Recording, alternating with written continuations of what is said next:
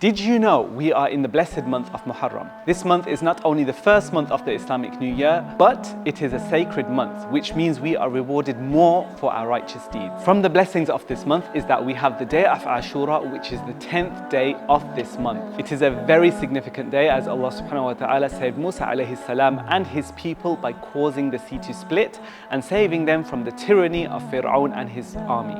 So why should we fast on this day? Number one, it is from the sunnah of our beloved Prophet Muhammad sallallahu alaihi wasallam, as he heavily encouraged his companions to fast on this day. Number two, Prophet Musa alayhi salam fasted on this day out of gratitude towards Allah subhanahu wa ta'ala. Number three, fasting on this day expiates the sins of the previous year. Quick note, it is permissible to fast the day of Ashura on its own. However, it is better to fast the day before or the day after. This is the proven sunnah of our beloved Prophet Muhammad sallallahu alaihi wasallam, as he said, "If I am alive next year, I will certainly fast the 9th."